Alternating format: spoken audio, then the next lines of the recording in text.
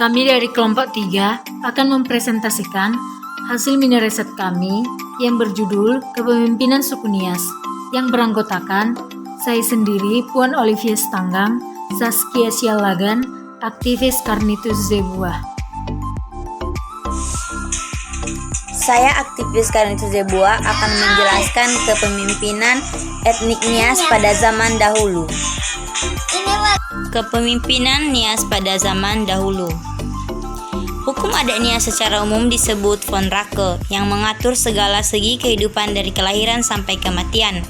Dulu, untuk menjadi pemimpin atau kepala desa, orang Nias mengenal lapisan sosial yang cukup tajam. Di Nias Selatan misalnya kelas-kelas sosial seperti si ulu atau bangsawan, ere, pendeta agama asli, onom banua, anak negeri atau orang kebanyakan, dan golongan sawuyu atau budak. Golongan si ulu yang memerintah, misalnya diangkat menjadi kepala desa disebut balo si ulu.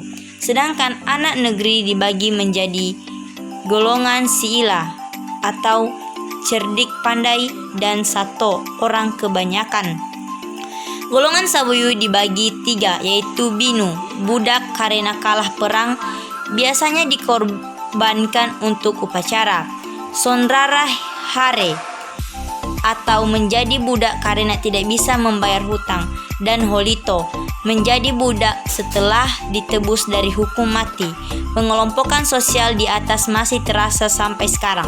Nah, jadi hukum adat Nias ini dahulunya itu disebut dengan Vondrake, yang dimana segala aturan dan peraturan yang berguna di Nias itu adalah Vondrake. Vondrake adalah peraturan-peraturan yang harus diterapkan dan diikuti oleh seluruh orang di Pulau Nias. Si ulu ini atau bangsawan ini adalah dia itu turun-temurun dari kakek atau nenek moyang atau moyang sampai ke anak cucu mereka.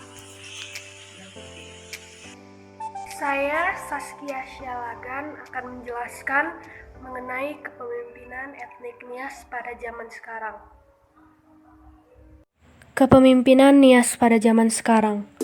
Kepemimpinan etnik Nias pada zaman sekarang sudah mulai mengalami perubahan, yang dimana sekarang pemimpin itu berupa pemerintah. Dulu, yang menjadi pemimpin di Nias adalah kepala suku yang memimpin di setiap wilayah.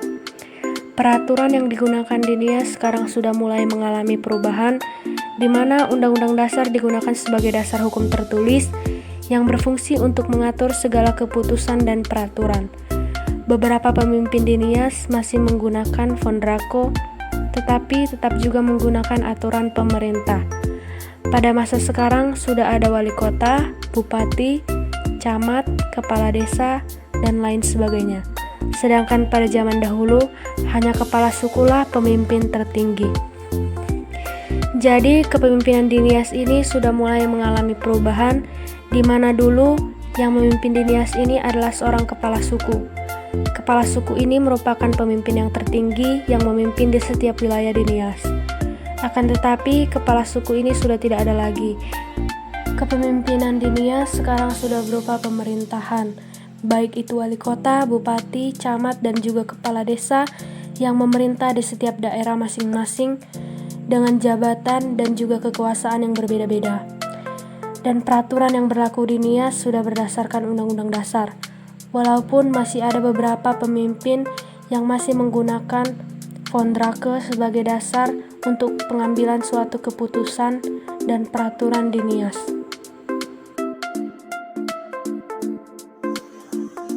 Saya Puan Olivia Stanggang, saya akan membahas yang mempengaruhi dan membuat perubahan gaya kepemimpinan pada etnik Nias dari zaman dahulu hingga zaman sekarang. Yang mempengaruhi dan membuat perubahan kepemimpinan pada etnik Nias dari dulu sampai sekarang. Pada masa sebelum kedatangan orang Belanda, tahun 1866, orang Nias terpecah menjadi beberapa kesatuan setempat yang otonom dan disebut dengan ori. Setiap ori merupakan gabungan dari beberapa banua dan tiap banua dihuni oleh bagian-bagian dari beberapa madu. Setiap ori dikepalai oleh seorang tuheneri, dan tiap banua dipimpin oleh seorang salawa. Pada zaman Belanda, semua ori di seluruh Nias dan pulau-pulau di sekitarnya dipersatukan menjadi afdeling Nias di bawah seorang asisten residen. Semenjak kedatangan Belanda, perlahan sistem kepemimpinan berubah, sampai pada saat kemerdekaan Republik Indonesia hingga sekarang ini. Pemimpin bukan lagi dipimpin oleh kepala suku ataupun satu hada. Baik, kesimpulan dari kelompok kami yaitu kepemimpinan orang Nias dulu itu mereka masih percaya pada arwah, kekuatan, roh-roh nenek yang telah meninggal. Mereka orang Nias ini memimpin dengan keras dan dikenal jahat. Mereka juga menanamkan diri mereka dalam sistem kekeluargaan yang menerapkan sistem Mado, yaitu garis keturunan yang mengikuti garis ayah. Sedangkan sekarang mereka dalam kepemimpinan yang mereka mengutamakan musyawarah, gotong royong, kekerabatan, dan sudah memeluk agama, yang artinya sudah mempercayai Tuhan. Yang mempengaruhi perubahan itu adalah sebuah peninggalan sejarah yang berupa ukiran pada batu-batu besar dan jumlah populasi kependudukannya yang semakin banyak. Dan juga zaman sekarang pemikiran orang Nias pun sudah modern.